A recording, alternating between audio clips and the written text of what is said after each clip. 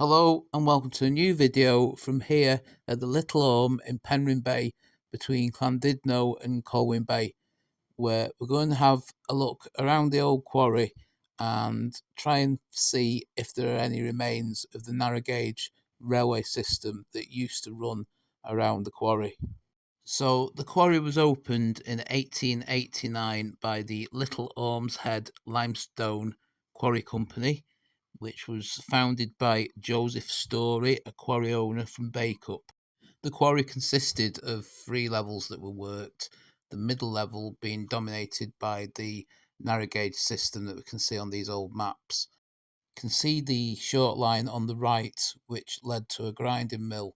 The stone was brought from other parts of the quarry to a grinding mill here, then dropped by hopper down to waiting ships below. If you look down there now, I think you can see possibly where the boats would have docked.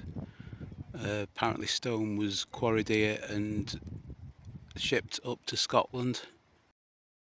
The limestone was used in the steel and chemical industries in the Glasgow area. We're just now stood on the middle level and currently looking down at the lowest level of the quarry. And now just panning round, we're seeing the area where it showed all the sidings on the maps we saw earlier.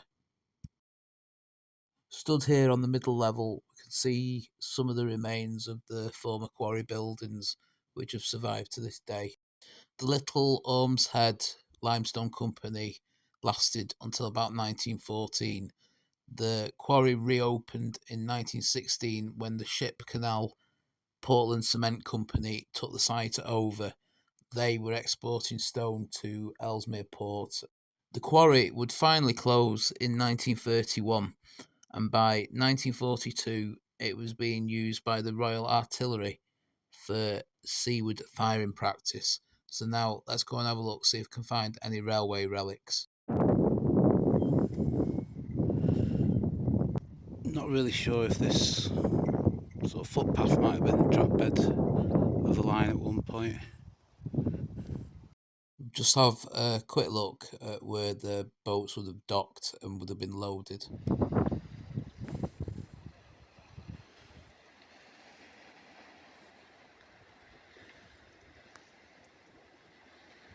There was a railway line that ran at the top of this cliff here. The stone was brought in by truck and was lowered down to the boats via a hopper system. Looking at the old maps, this is where the nearest railway line seems to have been. It looks like there might also have been an incline going up in that area. We'll have a look at that in a minute. Just stood above where the walls were on the cliff face. Looks like there might be a couple of stone or concrete sleepers here. There was apparently, looking at the Ordnance Survey map, like a triangular formation of the railway in this area, and there was some buildings here. I assume this was site one of the buildings. So again, just looking where the lines would have run. A little surprise here, got what's called Angel Bay, and also Seal Bay. You can see all the seals down there.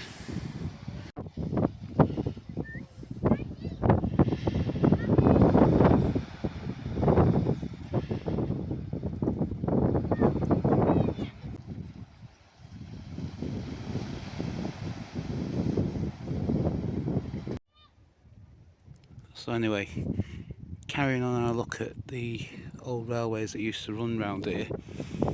This again is the area where the triangular track formation was. Presumably this was part of the track bed. Go and have a look, see if I can see the close look at the incline. A couple of bits of ballast from the old line. So that's where we're going to go next and see if there's anything left up there. So part way up the incline now, you can see where the triangular formation would have been with the railway.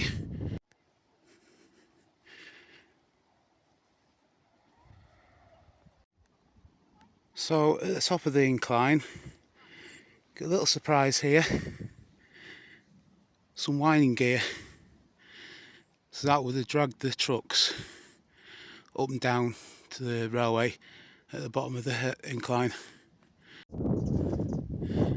There is a gate here, but it's locked, so can't get any closer. But there's the remains of some winding gear. Take it these must be original sleepers for the incline.